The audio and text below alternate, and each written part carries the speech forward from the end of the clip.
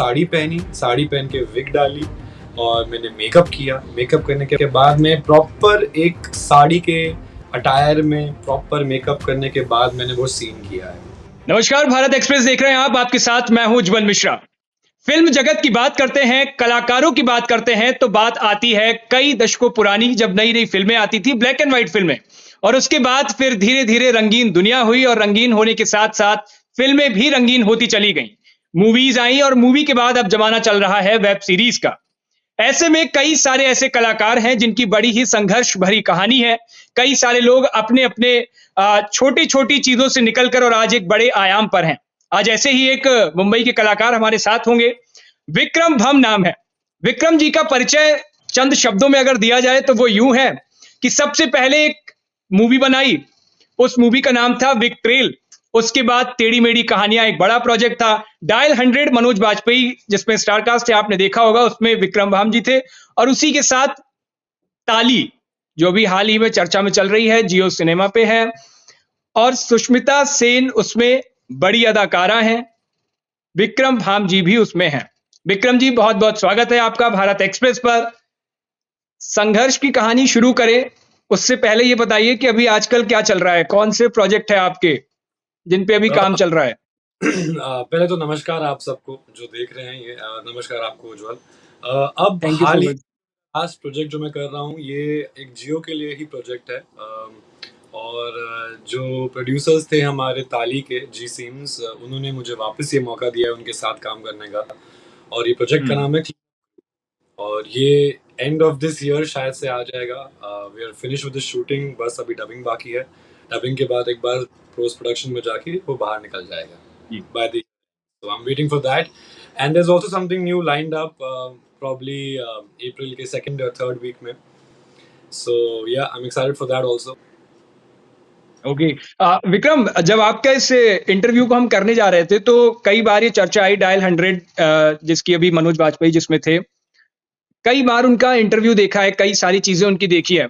लोग ये कह रहे थे कि एक बार विक्रम जी से पूछ कैसा है उनके बारे में, कोई ऐसी चीज जो उनको जो आपको लगी हो कि मनोज बाजपेयी में ऐसा है जिसकी वजह से वो इतने काबिल स्टार हैं। उनके बारे में क्या कहना चाहेंगे? आपने तो साथ काम किया है, लोग तो सुनते हैं, इंटरव्यू में देखते हैं, फिल्मों में देखते हैं। हाँ जी, हाँ जी।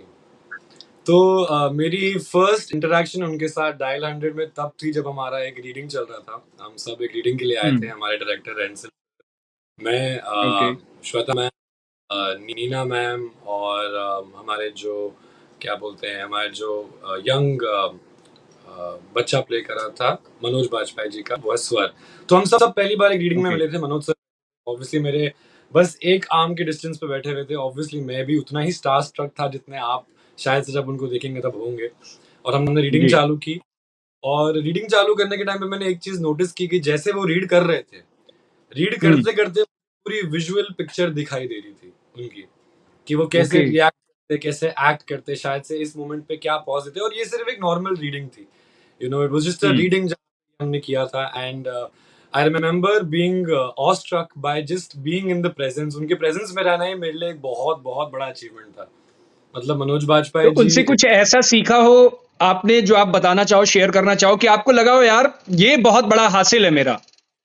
सो जब वो रीडिंग खत्म हुई, रीडिंग के बाद मैं उनके पास गया उनको मिलने के लिए, और उनको मैं कहा कि सर आपका फैन हूँ मैं, and it's just a privilege आपके साथ काम करने के लिए।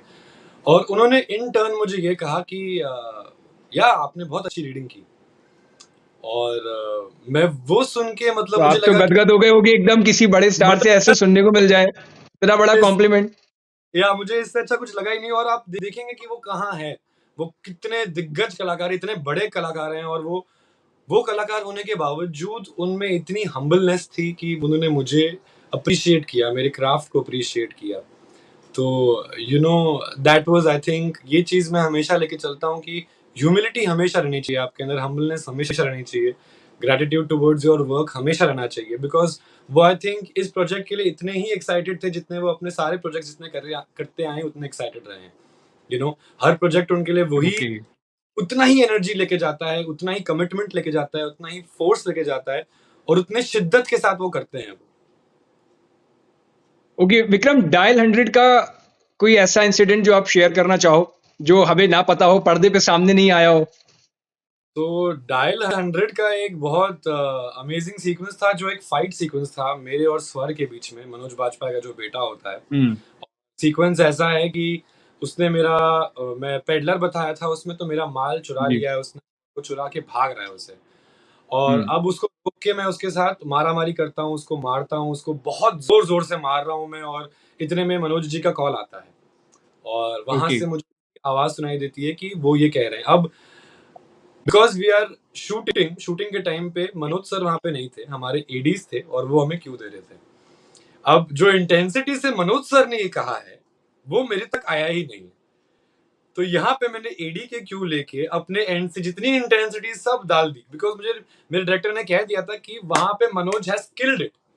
वहाँ पे उन्होंने किल कर दिया, तो हुँ, तुमको यहाँ पे मतलब ऐसे घबरा जाना है पूरा।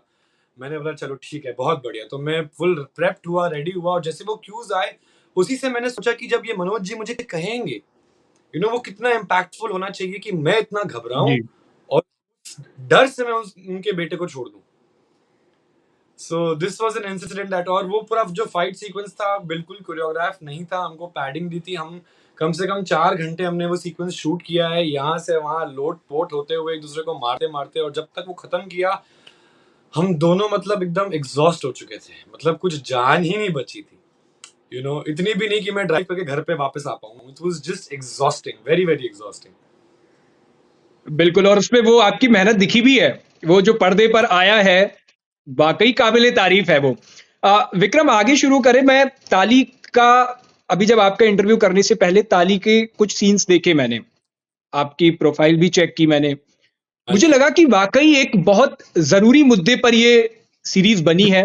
अभी तो बिल्कुल, एक ही आई है, आगे कई आनी और बाकी हैं। बिल्कुल, सोसाइटी के लिए एक बहुत बड़ा मैसेज है, और उन लोगों के लिए मुझे लग रहा है इसमें बहुत बड़ा मैसेज है जो हम हमेशा से दरकिनार करते चले आए हैं जिन लोगों को।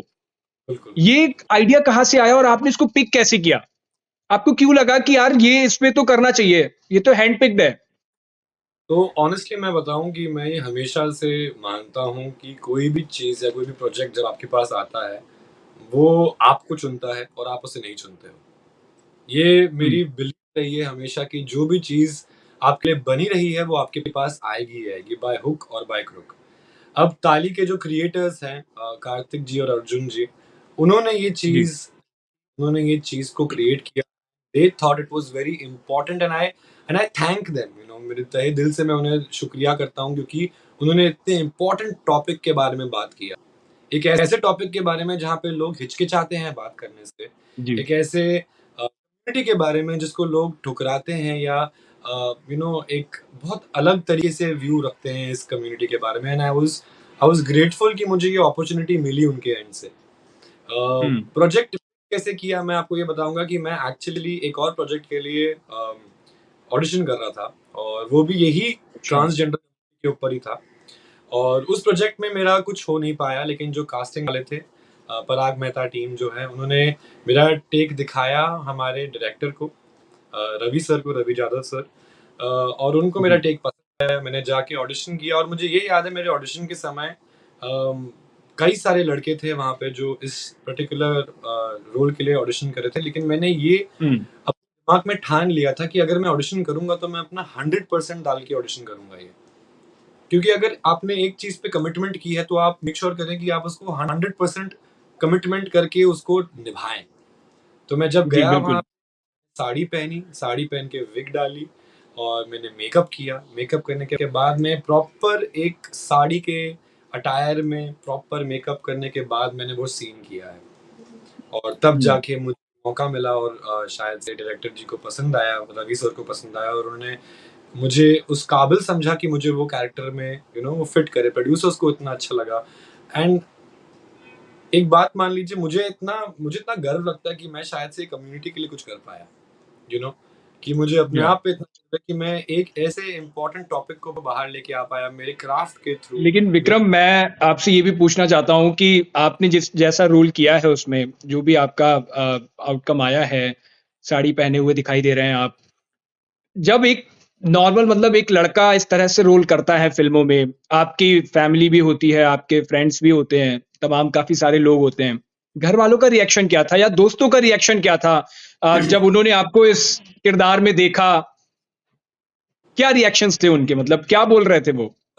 मजाक ही उड़ाते हैं ऑब्वियसली इनिशियली, बिकॉज अगर आप एक आदमी है, एक मर्द है और आप सडनली से एक साड़ी में आ जाएंगे तो लोग इनिशियली तो मजाक उड़ाते हैं, बट वो भी हुँ, मजाक मुझे समझ में आता है कि वो कोई गलत प्रभाव में नहीं है, it's not in a bad way, it's not in a bad direction. Hmm, but हाँ, जब इतने इम्पोर्टेंट टॉपिक के बारे में हम बात कर रहे हैं तो हमको ये भी मालूम है कि हमारे ऊपर कितनी बड़ी रिस्पॉन्सिबिलिटी आती है इसके बाद।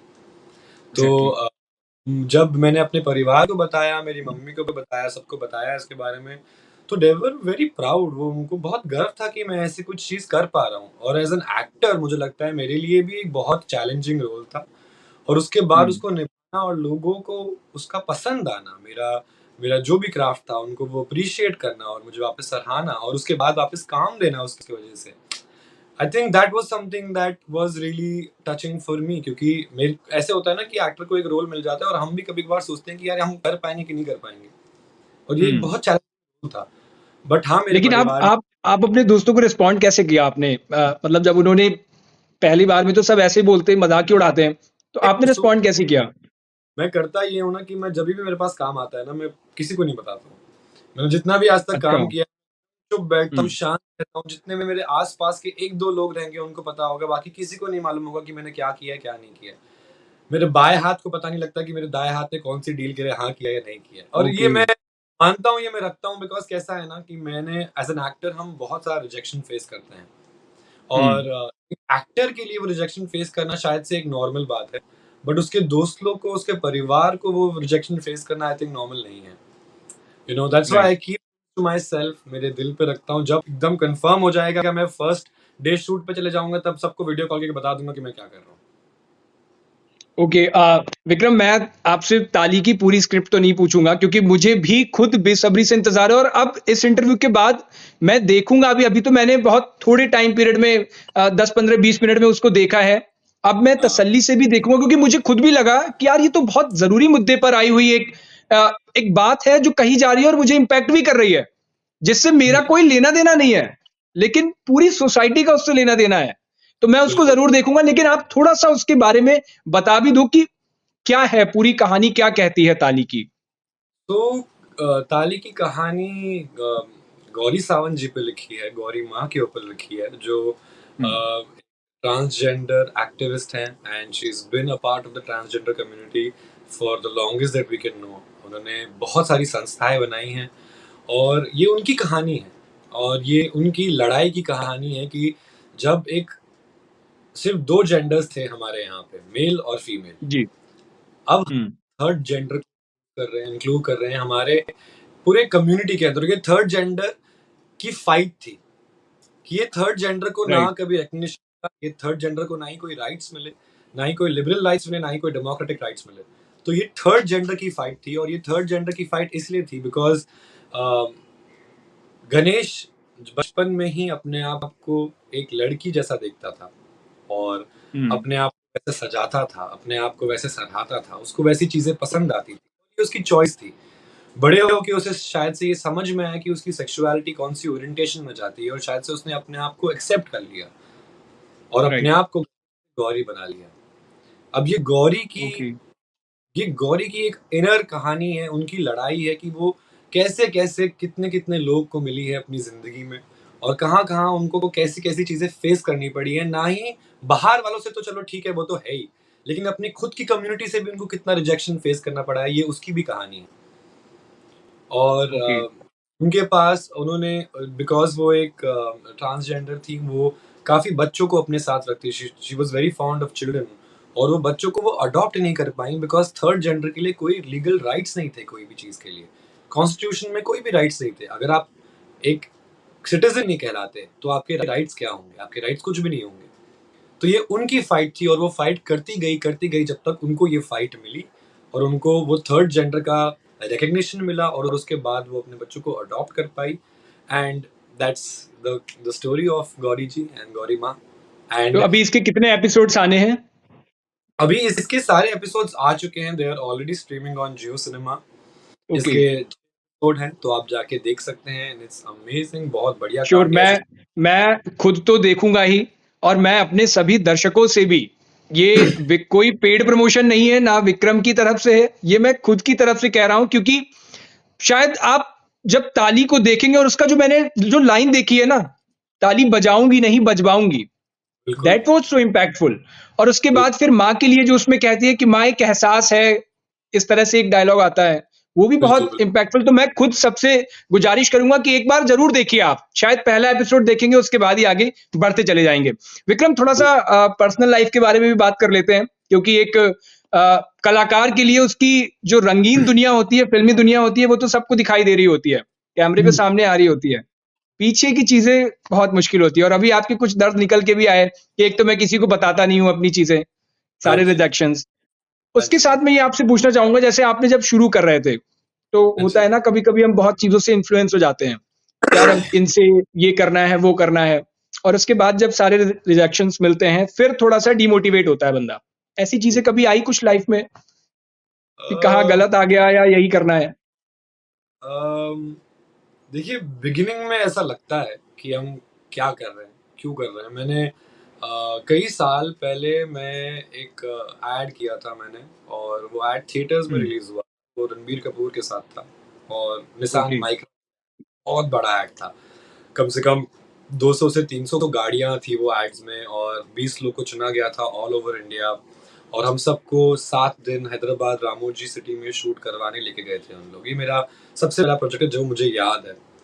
और अच्छा। वो मैं बताऊंगा आपको कि मैं दिखा भी नहीं, मतलब मेरे लंबे कर्ली बाल थे, मेरे मुंह से वो निकल गया, और हम्म। वो झलक एकदम गायब हो गया। मैं 1 सेकंड का झलक आया और मैं गायब हो गया, और समझ में ही नहीं आया कि वो ऐड में मैं आया कहाँ पे। ओके। और 7 दिन के लिए आप सोचेंगे कि मैंने शूट किया है उसके लिए, कायदा वहाँ पे रहे हैं हम लोग, रिहर्स किए हैं अलग-अलग चीज़ों के लिए, और उसके बावजूद एक झलक भी नहीं दिखी मेरे वो ऐड में। हम्म। तो लेकिन जब मैंने वो 7 दिन खत्म किए ना, मुझे वो 7 दिन में एक रूटीन समझ में आया। हमको सुबह 5 बजे उठाया जाता था। एक वेकअप कॉल आता ओके। था 5। हमको 5:30 तक निकल के 7 बजे रामोजी पहुँचना था। 7 बजे से लेकर हम्म। शाम के 10-12 बजे तक, रात के 12 बजे तक आपकी शिफ्ट चलेगी वो। ठीक है? इसके लिए हमें हम्म। पेमेंट दिया जा रहा था। किसी को भी पेमेंट नहीं दिया जा रहा था इसके लिए। ये एक लकी ड्रॉ सिलेक्शन था, और लोगों को सिलेक्ट किया था, ओके। तो उस बेसिस पे ये किया था। तो लेकिन एक रूटीन फॉर्म हो गया 7 दिन में। जब मैंने देखा 7 के 7 दिन में सुबह 5 बजे उठ के रेडी हो रहा हूँ, और विद 100% डेडिकेशन जा रहा हूँ और ये काम कर रहा हूँ। तो मुझे वहाँ पे ये सीखने का मौका मिला, मुझे ये तजुर्बा करने का मौका मिला कि कैमरा के सामने फेस करना, कैमरा के सामने कितना फ्री हो सकते हो आप, कैमरा के सामने कितना बात कर सकते हो आप, वो सब बहुत डिपेंड करता है। राइट। और उस चीज़ से मैं तजुर्बा लेके निकल गया। उसके हम्म। बाद मैंने पहला टीवी कमर्शियल किया था, और उसमें टाटा फोटोन का ऐड था, ये मुझे आज तक याद है। और मैं 12 लोग में से था, और एक फ्रेम यहाँ पे है, और ये फ्रेम के बाहर मैं खड़ा हुआ हूँ। और मुझे समझ में आ गया कि ओके। मैं फ्रेम भी नहीं रहा हूँ। मुझे उस ऐड के लिए 3,000 रुपए मिले थे मेरे दिन के, और मैं वो ऐड में दिखा ही नहीं। और उसके बाद मैंने ओके। कहा कि मुझे पिक्चरें, मुझे मीडिया से दूरी रहना है, इसमें कहाँ इंसान दिख जाएगा। जो इंसान बड़ा हम्म। है शायद दिख पाएगा, बाकी तो कोई दिख नहीं पाएंगे। हम लोग सब लोगों के लिए तो कुछ भी रोल्स है ही नहीं, कुछ रोल्स ही नहीं बाकी है हमारे लिए। एंड वही सेम कास्टिंग वाले ने मुझे मेरा पहला लीड ऐड दिया कार्बन मोबाइल्स के लिए तो जब 2012 आप में। ये घर से बता के जाते होगे कि ये तो आप बताते ही होगे किसी काम के लिए जा रहे हो, शूट के लिए जा रहे हो, हाँ जी। तो उसके बाद पूछते नहीं थे कि कहाँ है, क्या है आउटकम, क्या बिल्कुल, शूट हमेशा है, कहाँ पूछते हैं, क्यों दिखाओ नहीं तो? पूछते? ये तो हर इंसान, हर माँ-बाप पूछेगा अपने बच्चों के तो लिए फिर कि आप तुम क्या दिखाते कर। कैसे थे कि एक झलक के लिए आए थे, 7 दिन वहां रुके और एक झलक दिखी सिर्फ? अब यही बात है कि अगर मेरे पेरेंट्स इतने अंडरस्टैंडिंग नहीं होते, मेरी मॉम इतनी अंडरस्टैंडिंग नहीं होती, और क्योंकि कैसा है ना, हम जानते हैं कि इंडियन हाउसहोल्ड्स में when we come from middle class family, हमें चीज़ें देखनी पड़ती है। और मैंने भी काफ़ी ऑड जॉब्स किए हैं। मतलब ऐसा नहीं है कि मैं हम्म। सिर्फ एक्टिंग कर रहा हूँ। मैंने बीच में भी 2 साल पहले, ताली जिस्ट करने से पहले, मैं एक टैलेंट मैनेजमेंट कंपनी में टैलेंट मैनेजर के पोस्ट पे काम कर रहा था। हम्म। बताएँ, अब ओके। मुझे तो पता था मैंने इतना काम किया हुआ है, इतने काम करने के बावजूद, क्योंकि मुझे पता है कि मेरे घरवालों को वो सिक्योरिटी नहीं दिखेगी मेरे एंड से। अब क्योंकि काम कर लिया है, क्योंकि लोग पहचानते हैं, क्योंकि लोग सराहते हैं, क्योंकि लोग बोलते हैं, अब वो थोड़े से चिल हो गए हैं कि हाँ, चलो ठीक है, अब तू काम कर रहा है, तू दिख रहा है। घर वालों की जो तरफ से कोई रोक टोक नहीं आई कभी? बिल्कुल, वो तो आती ही है ना, अभी हमको बताना ही पड़ता है, वो तो फेस करना ही पड़ता है, बोलना पड़ता है, अच्छा। हो रहा है। मेरे नाना जब तक थे हमेशा पूछते थे कि क्या हो रहा है बताओ, क्या हो रहा है, क्या हो रहा है बताओ? मैं उनको यही कहता था कि हो रहा है, हो रहा है, हो रहा है। उनके उनके चल बसने के बाद मुझे मेरा पहला टीवी शो मिला और मुझे ये बहुत गम है कि वो थे नहीं देखने के लिए इस चीज़ को। लेकिन अगर मिलता तो वो मुझे बहुत प्यार देते, बहुत गर्व रहता उनको भी मेरे ऊपर। लेकिन बिल्कुल। ठीक है, या जो हुआ वो आई थिंक ऊपर बैठ के भी देखते होंगे और एन्जॉय करते होंगे इस चीज़ को, कि काम मिल गया अ, मेरे बेटे, काम मिल गया मेरे नाती को। विक्रम, एक चीज़ मैं और, जैसे आप हम आपके जैसे कई नौजवान और लड़के जो फ़िल्मी दुनिया में जाना चाहते हैं, आपको तो बिल्कुल, वो मुकाम हासिल हो गया, वो अभी भी उस मुकाम की तरफ हैं, हासिल करना चाहते हैं। अब जैसे आपने बताया ना कि आपके पेरेंट्स इतने अंडरस्टैंडिंग थे, मतलब उन वो चीज़ों को समझते थे कि आज नहीं तो कल ये लड़का कर लेगा। आपसे कभी इन चीज़ों को लेकर बहुत प्रेशर नहीं करा। लेकिन बहुत सारे लड़के बच्चे होते हैं जो अपनी छोटी-छोटी जगहों से निकलकर मुंबई में कदम रखते हैं, वहाँ पे बहुत स्ट्रगल करते हैं। उन पेरेंट्स के लिए और उन बच्चों के लिए कुछ आप अगर कहना चाहो कि कैसे मोटिवेशन एक अलग शब्द हो गया, मतलब उनको रियलिटी क्या है ग्राउंड लेवल देखिए की, ये है कि कि मुंबई पेरेंट्स कैसे बिहेव करें और फिर बच्चे कैसे उस चीज़ को समझें? में बहुत सारे मेरे भी दोस्त हैं, बहुत सारे कलाकार हैं, बहुत सारे लोग हैं जो अपने शहर को छोड़ के मुंबई आते हैं, सोच के कि यहाँ पे काम मिलेगा, यहाँ पे लोग जी, काम दे और यहाँ पे हम सर्वाइव कर लेंगे और काफ़ी लोग एक हद तक उज्ज्वल कर जाते हैं। मैं ये भी डिनाई नहीं करूँगा। जी। काफ़ी लोग कर जाते हैं और जो लोग नहीं कर पाते वो ऑड जॉब्स ढूँढते हैं। हुँ, अभी ऑड जॉब्स क्या हो गया? मैंने अभी आई थिंक रिसेंट में सुना कि कोई रियल एस्टेट एजेंट था हमारे यहाँ पे अंधेरी वेस्ट में, अंधेरी ईस्ट में और वो एक पार्ट टाइम हुँ, एक्टर भी है। बट अभी एक्टिंग भी कर रहा है लेकिन उसको तो अपना रोज़ी-रोटी तो कमानी है, किराया तो भरना ही हुँ, है। At some point of time आपको तब भी रियलिटी फेस करनी पड़ती है। अलग-अलग जॉब्स ढूँढते हैं, कोई एडी बन जाता है, कोई कास्टिंग में चले जाता है, कोई प्रोडक्शन में घुस जाता है, कोई साउंड में घुस जाता है, कोई म्यूज़िक में घुस जाता है। ये सारे यहाँ पे एक्टर बनने ही आए थे। बिल्कुल, लेकिन राइट। सबके साथ वो नहीं हो पाता, तो वो एक प्रकार ढूँढते हैं काम का, ताकि वो सस्टेन कर पाएँ अपनी लाइफ़ को भी और साइड बाय साइड अपना काम भी कर पाएँ, ऑडिशन भी दे पाएँ। एंड माइंड यू मैं ऐसे लोग को जानता हूँ जो काम भी कर रहे हैं, एक नॉर्मल एमएनसी में काम भी कर रहे हैं और साइड बाय साइड अपना हुँ, करियर भी बना रहे हैं, एक एक्टिंग या फिर एक एंटरटेनमेंट इंडस्ट्री में। मेरे एक बहुत करीबी दोस्त हैं, जो एक बहुत बड़े बैंड में एक बैंड का हिस्सा हैं और एक वो एक फुल टाइम म्यूजिशियन है, लेकिन उन्होंने एक फुल टाइम जॉब भी रखा है अपने साथ। ये ओके। लॉकडाउन के बाद हुआ ये सब थोड़े से अनसेफ हो गए ना इस चीज के बारे में। अगर आप रियलिटी मतलब हमें चाहोगे मुझे ये तो मैं यही कहूँ। भरोसा करना पड़ेगा कि हम कुछ ना कुछ कर लेंगे, और पेरेंट्स को भी ये भरोसा करना पड़ेगा कि कुछ ना कुछ कर लेगा। बिल्कुल, क्योंकि जब तक वो भरोसा नहीं रहेगा तब तक वो पेरेंट्स हमेशा डाउट में रहेंगे कि मेरा बच्चा क्या करेगा। और क्योंकि हम घर पे हुँ, रहते हैं, घर पे जब हम रहते हैं हमको बहुत प्यार से रखा जाता है।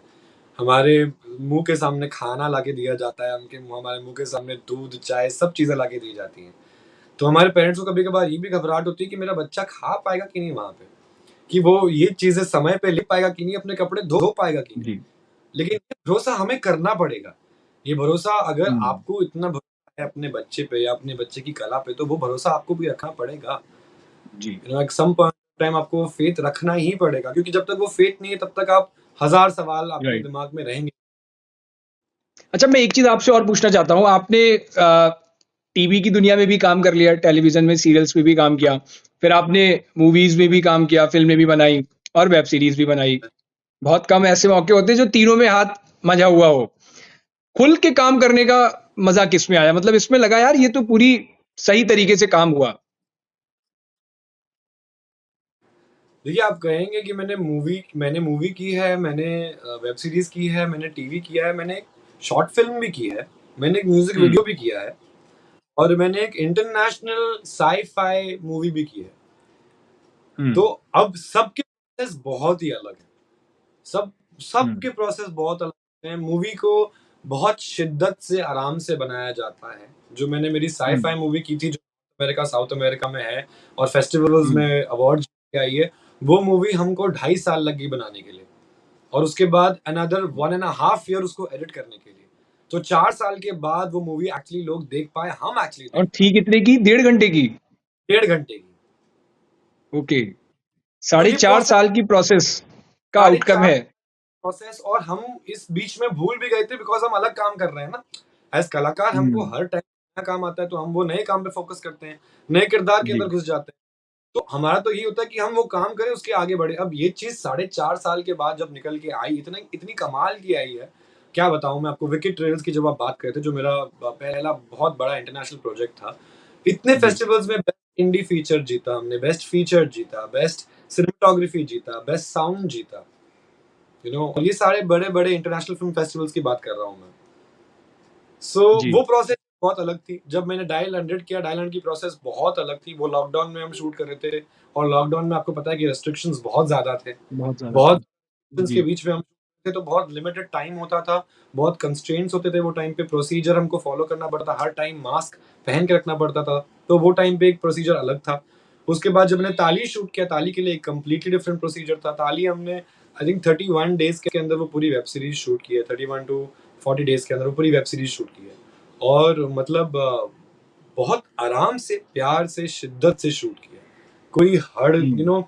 टीवी में ऐसा होता है हमको कि हमको हर डे एक फुटेज निकालना पड़ता है। अगर आपके पास 4 कैमरा हम्म। आते हैं, तो आपको चारों कैमरा का पर 8 या 7 मिनट्स का फुटेज निकाल के आपको आपकी प्रोडक्शन को देना पड़ता है। बट जी। मूवी और वेब सीरीज़ में आपके पास टाइम होता है ये करने के लिए। आपके पास एक लिमिटेड टाइम है वो करने के लिए, लेकिन आपके पास थोड़ा-सा एक्सटेंडेड टाइम है। सो एक प्रोसेस हम्म। जो है थोड़ी-सी एलोंगेटेड हो जाती है व्हेन आप वेब करते हैं, व्हेन आप मूवी करते हैं। अब इसी चीज़ में टीवी कर लें, आप कोई शॉर्ट फ़िल्म कर रहे हैं, या आप एक छोटी-सी, जैसे जैसे टेढ़ी-मेढ़ी कहानियाँ एक मूवी की हमने, वो मूवी आई हम्म। थिंक 3 शूट हुई है। तो पूरा प्रोसेस लगता ओके। है, 3 के अंदर पूरी मूवी शूट हो गई। अच्छा जी। हाँ जी। So okay. तो हर प्रोजेक्ट का जी। प्रोसेस अलग है, हर और ऑब्वियसली वेब सीरीज मूवीज में क्योंकि आपको समय मिलता है, तो आप अपने अपना किरदार पे काम कर सकते हैं, अपने नुआंसेस पे काम कर सकते हैं। जो पिछली वेब सीरीज मैंने अभी जियो के लिए की है, उसमें मुझे झारखंड और कोलकाता के बीच की एक एक्सेंट पकड़नी थी, जो हल्की सी हम्म। बिहारी भी थी। तो वो मैंने यूज की मेरे आगे आने वाले प्रोजेक्ट के लिए, तो मुझे वो समय मिल गया वो करने के लिए, थोड़ा सा काम करने के लिए। हल्का लंबा समय चल गया वो वेब सीरीज़, तो मुझे थोड़ा-सा और मेहनत करने की मौका मिल गया। तो I think this is what is advantage ये होता है वेब और मूवी में, कि आपको समय मिल जाता है। टीवी ऐसा होता है कि आपने एक बार अपना किरदार सेट कर लिया, उसके बाद back to back, back to hmm. Back, back shoot करते जा रहे हैं। तो विक्रम, अभी आपके अपकमिंग प्रोजेक्ट्स क्या हैं? और जब अभी तक तो आपने बहुत कुछ कवर कर लिया है, मैं किस्मत तो नहीं कहूंगा, मेहनत ही कहूंगा इसको, क्योंकि आपने लगभग लगभग सारी चीजों में हाथ मारा है। अ, बिल्कुल। अब आपका क्या सपना है? किन लोगों के साथ काम करने का? कोई आपके ड्रीम स्टार्स हो कि नहीं, इनके साथ ही मुझे काम करना है, मौका मिले तो जरूर करेंगे? अ, जी बहुत सारे हैं ऐसे, तो ऐसे आप ऐसे गिनती नहीं कर सकते। आज तो इतने सारे कलाकार हैं जिनके साथ मैं काम करना चाहूँगा। रजत कपूर नहीं, जी कुछ हैं। होते ना हमारे बकेट लिस्ट में होते हैं, हाँ ये जी। तो मिलेगा तो मैं कभी ना नहीं कहूंगा। मेरे बकेट लिस्ट में सबसे पहले टॉप पे थे इरफान खान जी, और जब उनका देहांत हुआ तब मैं इतना, मतलब मेरे दिल टूट गया था, बिकॉज़ मैं ज़िंदगी में चाहता था एक बार उनके साथ ज़रूर काम करूँ। और I hmm. Think second person after that was Manoj Bajpayee ji, और मैंने उनके साथ काम किया, and I am hmm. Humble and grateful about it. फिर सुष्मिता मैम, वो तो मतलब हम 90s के चिल्ड्रन हैं, तो हम 90s से उनको देखते आ रहे हैं। तो हमारे लिए तो हम्म। वो उनके सुपरस्टार साथ का जिस कुछ एक्सपीरियंस बताइए, कुछ किस्सा बताइए। तो उनके साथ मेरा एक बहुत ही इंटरेस्टिंग किस्सा है। ताली के समय में हम एक सीन शूट कर रहे थे, मैम के साथ मैं बैठा हुआ था, और ये किस्सा ऐसा है कि मेरा जो वो एक रोने का एक छोटा सीन था जो मैंने किया था, हम्म। और हमारे सारे क्रू को और हमारे सारे प्रोडक्शन को वो सीन बहुत पसंद आया था। तो हम्म। उन्होंने ये किया कि उन्होंने जाके सारे क्रू, हमारे मैम से, सुष्मिता मैम से, हमारा क्रू, उनका क्रू, उसके बारे में बात कर रहा था, और उनको बता रहा था कि ये हम्म। रवि ने अच्छा किया, ऐसा किया, वो किया। तो जब सुष्मिता हम्म। मैम सेट पे आई, बोला कि मुझे रवि से मिलना है आज। और उनका और मेरा वो फर्स्ट इंटरेक्शन था। जो हम सेट एक एक सीन शूट कर रहे थे साथ में, तो वो मेरा फर्स्ट इंटरेक्शन था उनके साथ। तो उन्होंने मुझे ओके। बुलाया, मैंने बोला ठीक है, आ चुका हूँ। अब वो आई हैं, और आके उन्होंने मुझे देखा है, और पहले तो क्योंकि मैं साड़ी में हूँ, पूरे अटायर में हूँ ऑलरेडी, तो उन्होंने मेरे गाल पे हाथ हम्म। लगाया और बोला कि तुम कितनी प्यारी लग रही हो। और मैंने कहा थैंक यू सो मच, मतलब आपसे आ रहा है, आप से हैं, मतलब मैं इससे ज़्यादा क्या ही कह सकता हूँ। वो मेरे लिए, मतलब दिल, मतलब भर आया मेरा, मतलब उन्होंने मुझे कहा कि मैं खूबसूरत लग रहा हूँ। एंड उसके बाद उन्होंने कहा, मेरे डायरेक्टर जी थे रवि सर, उनको कहा कि ये रवि का सीन सर आप मुझे कल दिखाने वाले थे, तो आप दिखाइए मुझे।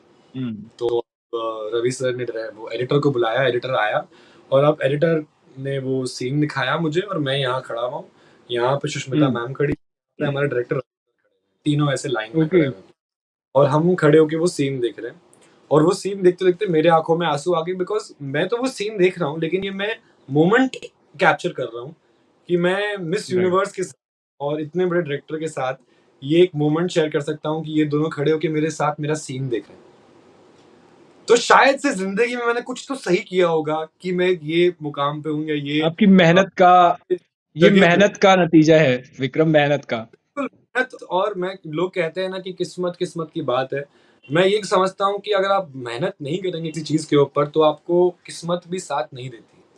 तो अगर आप राइट मेहनत करेंगे तभी आपका साथ किस्मत देगी। तो मुझे नहीं पता था कि ये एक इंसिडेंट होने वाला है मेरी जिंदगी में, लेकिन मेरे साथ हुआ और मेरे साथ जिंदगी भर के लिए रहेगा। और उसके बाद उन्होंने एक चीज कही, उन्होंने कहा कि इसकी और मेरी बहुत जमेगी। सुष्मिता मैम ने बोलते इसकी और मेरी बहुत जमेगी, क्योंकि ये भी अपने सीन देख के रोता है और मैं भी अपने सीन देख के रोती हूँ। तो एक ऐसा वो वहां पे उन्होंने मुझे तो क्या अपने बहुत काम। बहुत इमोशनल इमोशनल आदमी है क्या आप? मतलब बहुत इमोशनल होता है ना कभी कभी, हम बहुत चीजों को देख के, वो पहले कहते थे ना, थिएटर में बैठ के देख रहे हैं मूवी और अपने आप आंसू बह रहे हैं, बिल्कुल बिल्कुल। वो टाइप के हैं आप? चीजों को लेके बिल्कुल, बहुत इमोशनल हो जाते हैं। हर पिक्चर में रोता हूँ। मुझे कोई भी चीज़ ऐसे, अगर मैं कोई अवार्ड फंक्शन भी देख रहा हूँ जहाँ पे एक बहुत एक इमोशनल, कल मैं ऑस्कर्स देख रहा था, और ऑस्कर्स देखते टाइम इतने सारे अवार्ड्स जब जिनको ऑस्कर्स मिले हैं सबको देख के रोया हूँ मैं, बिकॉज मुझे समझ में आता है कि इनकी जर्नी कहाँ से आई और वो कहाँ से आके कहाँ पहुँचे हैं। एंड एज एन एक्टर हम समझते हैं ये चीज़ को कि हमारी जर्नी, जब हम इंडस्ट्री के बाहर से हैं, जब we are not from the industry, और हम जब बाहर से अंदर आते हैं, हमको कितना कुछ करना पड़ता है टू सस्टेन आवरसेल्व्स और दिखाने के लिए। और जब हमको वो राइट मुकाम मिलता है, फॉर एन एग्जांपल विक्रांत मासे जी, अब जब वो फिल्म फेयर जीते, after that, after 12th recognition मिला, लेकिन वो कब से काम कर रहे हैं यार, जी मतलब बिल्कुल 15-16 साल हो गए उनको काम करते करते, और आज जाके उनको वो रिकग्निशन मिला। उनकी जो राइट जर्नी है, उनका वो जो ग्राफ है, सो ब्यूटीफुल। उन्होंने सारे, हर जगह पे उन्होंने अपने हाथ पैर मारा है और तब जाके वो एक जगह पे पहुंचे हैं, यू नो तो ये एक बिल्कुल सही बात है। Journey, it's an individual journey, और सबकी जर्नी अलग अलग ही होती है। तो I am very emotional like that, I am a very तो सुप्रीमली। विक्रम, अब हम आपको आगे किन चीजों में और देखेंगे? आपके जो प्रोजेक्ट्स होंगे? अब एक जियो का जो प्रोजेक्ट जो मैंने आपको कहा, क्लीन अप क्रू, जी we can expect by the end of this year. और उसके बाद एक और प्रोजेक्ट है जिसके बारे में मैं शूट करने जा रहा हूँ, लेकिन जैसे मैंने आपको कहा मैं बताता नहीं हूँ अपने प्रोजेक्ट्स के बारे में। हाँ सो हो जाएगा तब मैं डिस्क्लोज कर दूंगा इसके बारे में। ओके ओके ओके विक्रम, जाते जाते बस आपसे यही पूछूंगा मैं कि आपका अब तक का जो संघर्ष रहा है, जो भी आपने मेहनत करी है, बहुत सारे नए लड़के होते हैं जो आना चाहते हैं, उनको कुछ आप बताना चाहो, उनसे कुछ कहना चाहो, तो आप यहाँ कह सकते हो। वो भी सुनेंगे समझेंगे और तसल्ली तो मिलती ही है, मोटिवेशन भी बिल्कुल मिलता है काम करने का। बिल्कुल बिल्कुल। मैं यही कहना चाहूंगा कि अ, जैसे अमित जी कहते हैं अपने हर इंटरव्यू में, वो अपने डैड को फ्रेज करते हैं कि हम्म जो आपके मन का हो तो अच्छा हो, अगर आपके मन का ना हो तो और अच्छा हो, क्योंकि जो आपके हम्म मन का नहीं होता वो ऊपर वाले के मन का होता है, वो उनकी मर्जी करता है। राइट अगर आप अपने आप पे विश्वास रखते हैं, अपने आप में वो बिलीफ रखते हैं, तो बिल्कुल आइए। लेकिन वो बिलीफ अगर आप सोचेंगे कि आपको 1000 लोग देंगे तभी आप जाके अचीव करेंगे वो चीज़, तो वो नहीं हो सकता। जब आप पे कोई विश्वास ना करे और आप अपने आप पे विश्वास करें, वो समय होता है जब आप संघर्ष में अकेले रहेंगे और आप आगे आगे बढ़ सकते हैं। और इसके लिए अपने आप के ऊपर विश्वास होना बहुत ज़रूरी होता है। और ये मैं कॉन्फिडेंस कहूँगा, मैं ये भरोसा कहूँगा, मैं इसको ईगो में बिल्कुल भी नहीं लेके जाऊँगा। यू नो कि ओके अपने आप पर, क्योंकि बहुत सारे कलाकार हैं जो आते हैं और उनको लगता है कि वो खानसा है और वो पहुंच गए हैं और वो बन चुके हैं, और इसी की वजह से वो बाहर आके अपना कला किसी को दिखाते नहीं है। अगर आपने अपनी कला किसी को दिखाई नहीं तो मतलब क्या हुआ? कोशिश तो कीजिए, दिखाइए जी तो, तब तो पता चलेगा कि आप कितने पानी में हो या आप कितने अच्छे हैं।